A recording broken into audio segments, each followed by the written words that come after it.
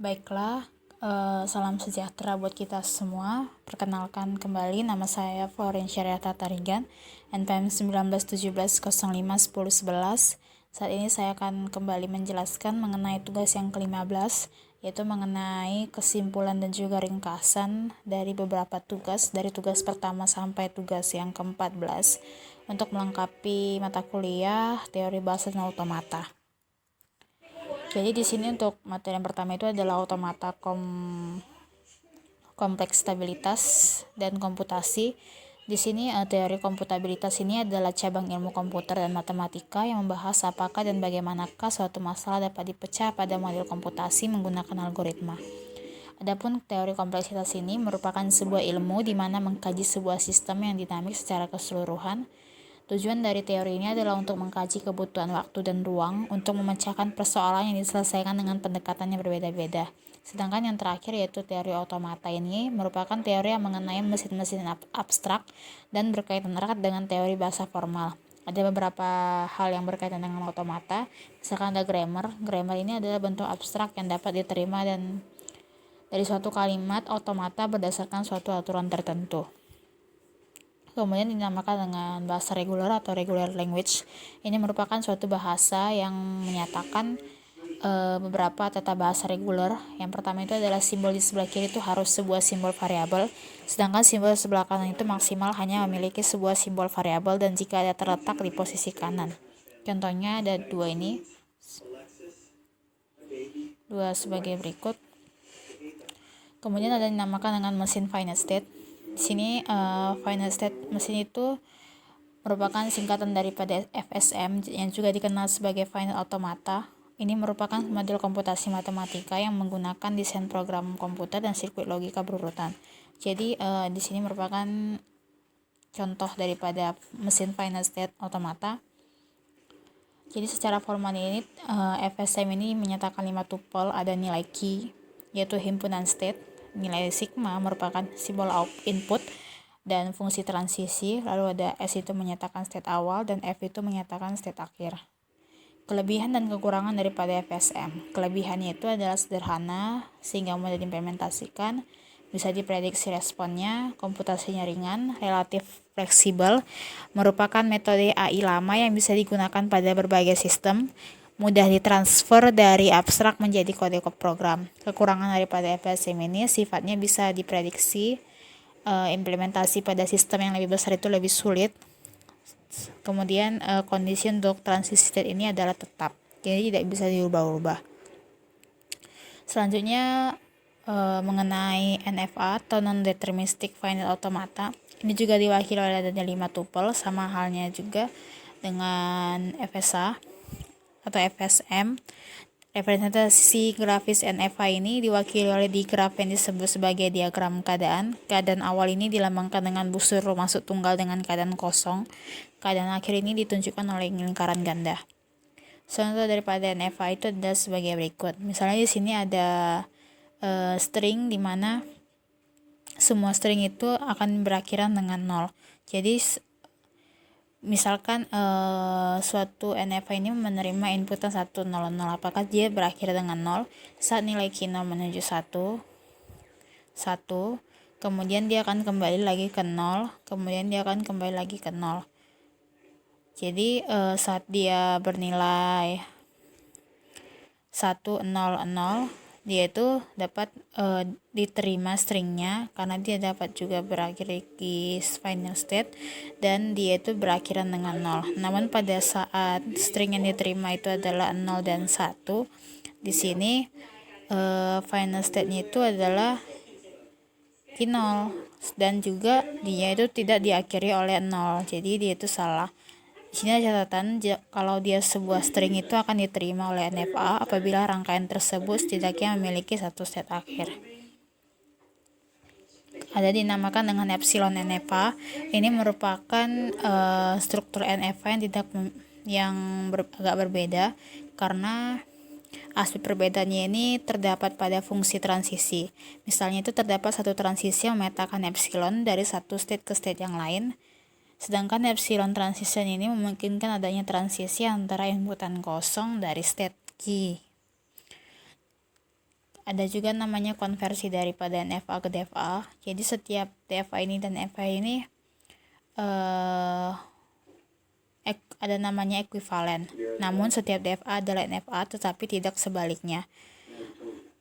Di sini ada DFA, lambangnya itu di mana fungsi transisi itu adalah Q dikali sigma itu, maka dia Q. Kemudian untuk NFA, Q dikali sigma itu adalah 2 pangkat Q.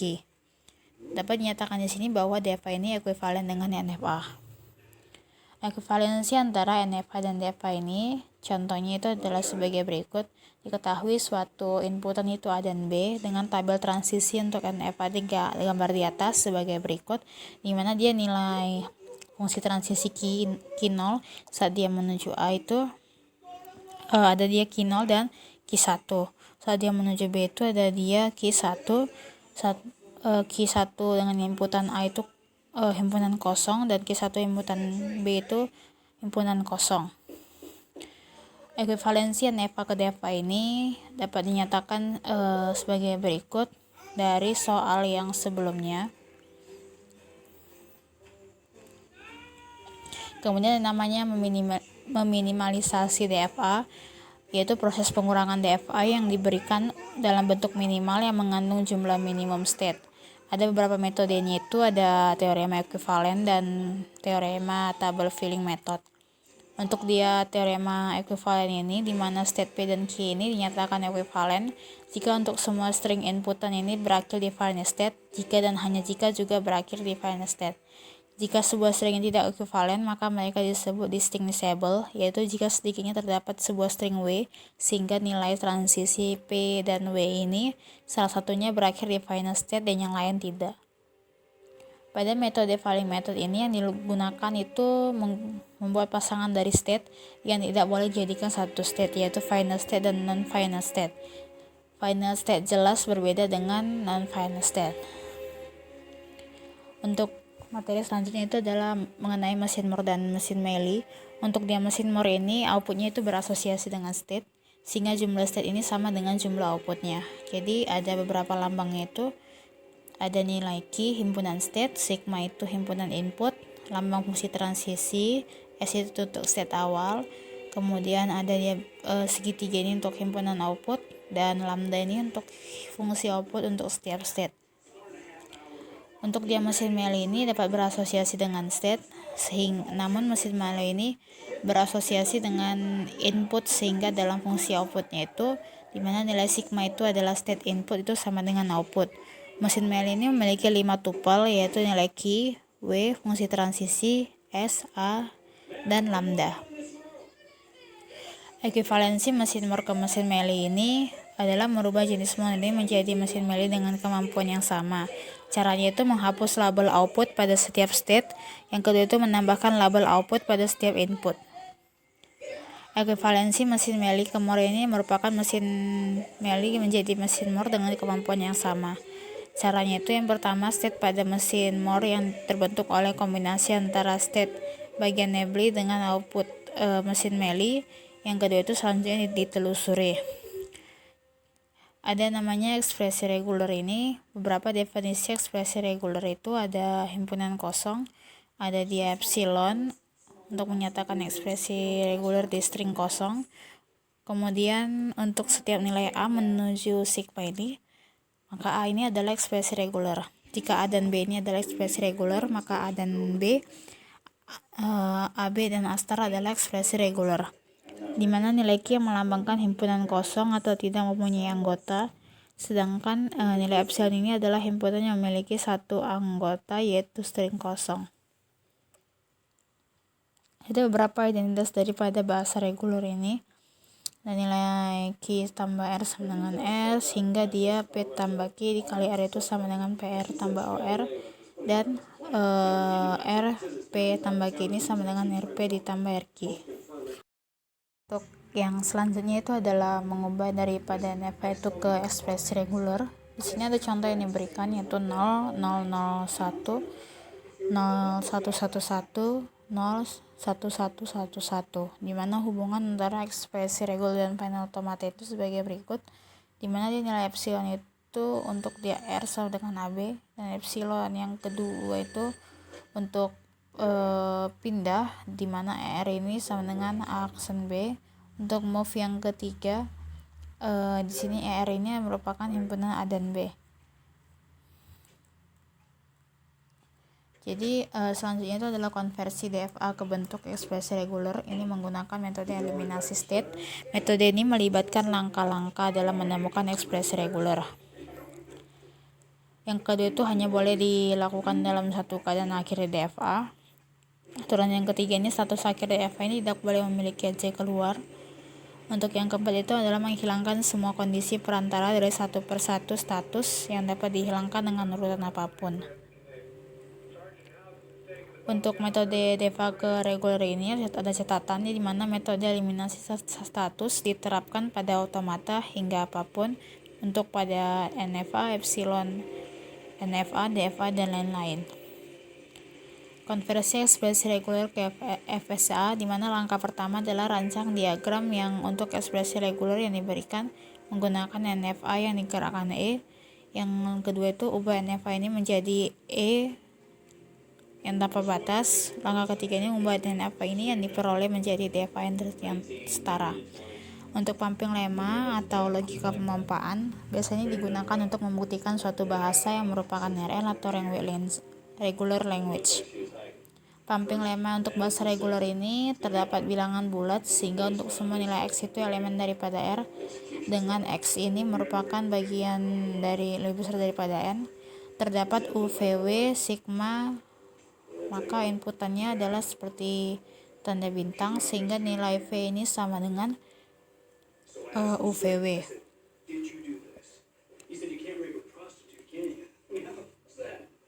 Adab selanjutnya itu adalah teorem Arden untuk mengetahui ekspresi reguler dari berbagai finite automata. Jadi di sini teorem Arden ini bersama dengan properti ekspresi reguler. Jika semua produksi CFG-nya dalam bentuk A, di mana A itu adalah WB dan AW, maka semua produksi CFG dalam bentuk A ini BW atau A itu adalah W, kita menyebutnya linear kiri. Selanjutnya adalah derivatif daripada grammar. Jadi derivasi string ini untuk tata bahasa adalah urutan aplikasi aturan tata bahasa yang menggunakan simbol awal menjadi simbol string. Selanjutnya adalah mengenai konteks free language. Di sini semua himpunan berbahasa tanpa konteks identik dengan himpunan berbahasa yang diterima oleh automata Pushtun atau PDA. Berikut adalah contoh bahasa yang tidak teratur. Selanjutnya adalah metode untuk menemukan apakah string itu merupakan daripada grammar atau tidak. Yang pertama itu mulai dengan simbol awal dan pilih produksi yang cocok untuk string yang memberikan. Kemudian mulailah dengan simbol ini dari awal dan pilih produksi terdekat. Yang kedua itu mengganti variabel dengan produksi yang paling sesuai. Untuk ambiguous grammar ini definisinya itu adalah yang nilai tupelnya itu FTPS merupakan suatu CFG yang dinyatakan ambigu jika dan hanya jika string T-star ini yang memiliki lebih dari satu pohon parse. Kemudian ada mengenai simplifikasi daripada CFG. Ada 3 caranya itu, yaitu pengurangan CFG, penghapusan prosedur unik, dan penghapusan produksi nol. Untuk dia pengurangan daripada CFG ini dilakukan oleh 2 fase dengan masing-masing beberapa langkah. Untuk dia yang remove atau menghilangkan 1 unit ada juga beberapa langkah, yaitu untuk menghapus A menuju B maka ditambahkan produksi A menuju X. Selanjutnya adalah mengenai bentuk normal Chomsky, atau yang sebelumnya itu kita membahas mengenai penghapusan produksi nol. Jadi di sini ada beberapa langkah. Pertama kita ketahui dulu nilai epsilon itu yang mana. Selanjutnya untuk setiap produksi nilai A menuju A ini di mana nilai X ini memperoleh nilai daripada A. Selanjutnya adalah bentuk normal Chomsky. CNF ini merupakan bentuk normal Chomsky. Jadi CFG ini ada dalam CNF. Selanjutnya adalah konversi daripada CFG ke CNF, yaitu langkah pertama itu dapat menghilangkan tombol start. Yang kedua itu menghapus produksi 0 unit dan tidak berguna. Langkah ketiga ini menghilangkan terminal dari kanan produksi. Langkah keempat ini menghilangkan RHS dengan lebih daripada 2 non-terminal. Selanjutnya adalah mengenai GNF. GNF ini merupakan singkatan dari Giant Blitz Norm, di mana tata bahasa bebas konteks ini merupakan semua aturan produksi yang memenuhi salah satu kondisi berikut, yaitu simbol awal ini menghasilkan E, misalnya dia S menuju E, sebuah non-terminal menghasilkan terminal, misalnya itu A menuju A, dan non-terminal yang menghasilkan terminal yang diikuti oleh sejumlah non-terminal adalah sebagai berikut, di mana nilai S ini yaitu menuju A, A besar, S, dan B. Selanjutnya, konversi daripada CFG ke GenF itu ada beberapa langkah. Yang pertama itu adalah mengubah tata bahasa menjadi GenF. Yang kedua itu jika tata bahasa adalah rekursif kiri, maka kita bisa menghilangkannya. Kemudian langkah ketiga itu dalam tata bahasa ubah aturan produksi yang diberikan oleh GenF. Selanjutnya adalah mengenai pumping lemma atau for context free language, di mana ini memiliki aturan sebagai berikut. Materi selanjutnya itu adalah Poussin Automata atau PDA, yang merupakan cara untuk mengimplementasikan CFG dengan cara yang sama, mendesain DFA untuk sejumlah informasi yang terbatas. Beberapa definisi formal daripada PDA ini, ada beberapa state yang tadi sudah disebutkan. Kemudian ada graphical notation of out-down. Selanjutnya, representasi grafis oleh PDA ini terdiri dari beberapa node, yaitu status PDA, tanda panah berlabel, dan juga status final. Selanjutnya adalah ekuivalensi daripada CFG dan PDA, merupakan sebuah bahasa regular L bebas konteks dengan 2 langkah, yaitu memberikan CFGG, kemudian kita buat PDA-nya, kemudian memberikan PDA, lalu membuat CFG. Algoritma untuk mencari PDA dengan CFG yang sesuai itu ada beberapa algoritma. Yang pertama itu mengubah produksi CFG menjadi GenF. Yang kedua itu hanya menerima satu status atau key. Simbol awal CFG ini akan menjadi simbol awal di PDA. Algoritma yang keempat itu adalah semua non-terminal CFG akan menjadi simbol stack PDA. Yang keempat itu untuk setiap produksi dalam bentuk A menuju AX ini, di mana nilai A ini adalah terminal.